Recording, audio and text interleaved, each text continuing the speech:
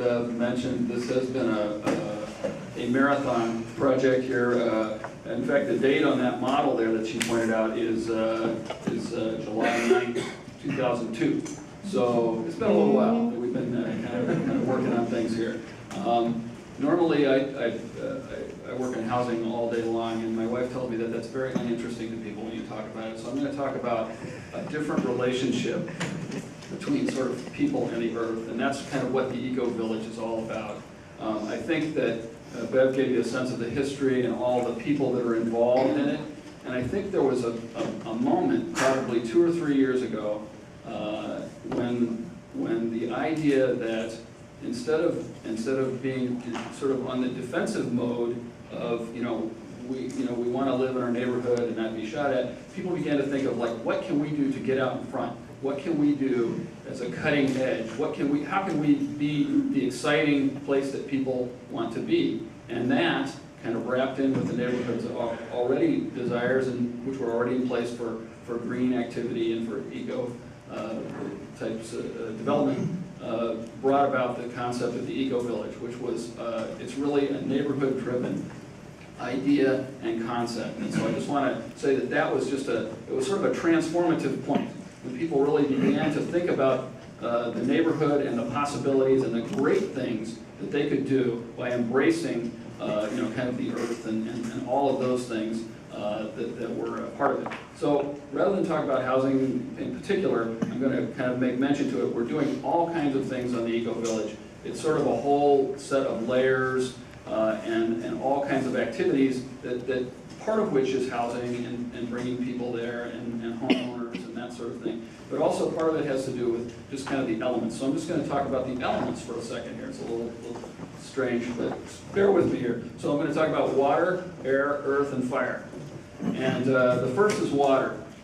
The EcoVillage is part of the Mississippi watershed, and so the Mississippi Watershed Management Organization has been very interested in kind of what we do there to manage stormwater, runoff, how can we filter that so that the things that are getting into the river are clean and that sort of thing, and in the right amount and that sort of stuff. So we're right now in the process of doing a whole set of drilling that's going to determine, kind of what the percolation is and what the possibilities are of that. We're looking at doing some rain gardens or some other ways of holding things on the site, and just all kinds of different and more inventive and thoughtful ways about how can we deal with the water on the whole site.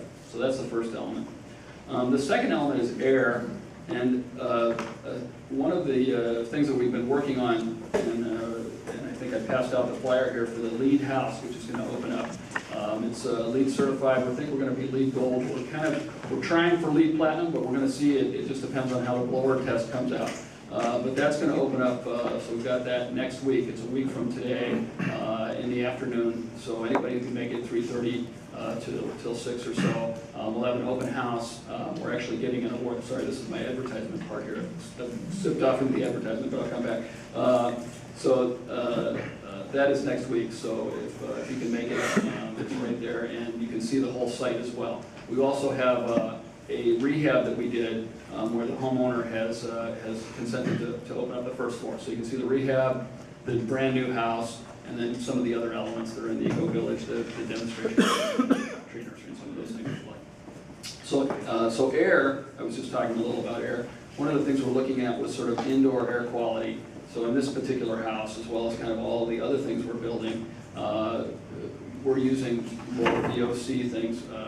For those of you not intimately familiar with it, volatile organic compounds. So when you build things, very typically building materials have things that have off-gas in them, either the flooring, the walls, things of that sort. So we're working on kind of having a very high indoor air quality in that building. So, and then also not to contributing to the pollution outside. And then just to kind of round that out, we're going to talk about earth for a minute. One of the things that we're doing there is a demonstration garden. We've got a board there that kind of indicates that. But there's the demonstration garden shows how you might plant your, either do your lawn or do a bioswale or several things like that. So it has examples of that. And in addition, we're using that as a nursery for plants that we're going to take and plant around the EcoVillage in various, you know, as houses and other things get built.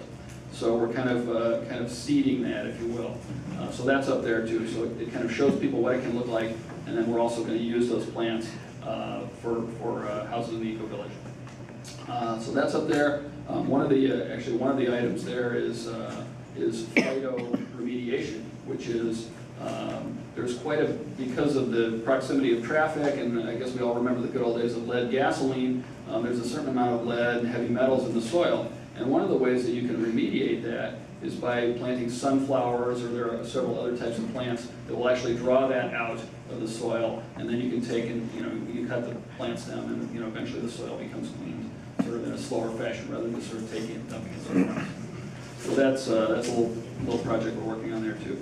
And then the last thing I want to talk about is fire, and one of the things that we're working on there, and by this I'm going to kind of trip it over into energy a bit, and one of the things we're looking at, for example, in the lead house, is just a much more efficient, you know, much smaller carbon footprint for the occupants, very thoughtful use of energy. One of the reasons that we really like the EcoVillage is, you know, it's right there in a transportation hub. You've got Lowry and Lindale there, and so you've got buses, you've got people living in the city. So just by virtue of its location, it's very efficient in terms of its transportation. And so what we want to do is kind of take that to the next level by making the housing and the other buildings that go there, you know, extremely efficient in their use of energy and that sort of thing. So that was it, kind of water, earth, air, and fire. There are a lot more things kind of going on that I don't want to talk about specifically, but I'm glad to share with people that are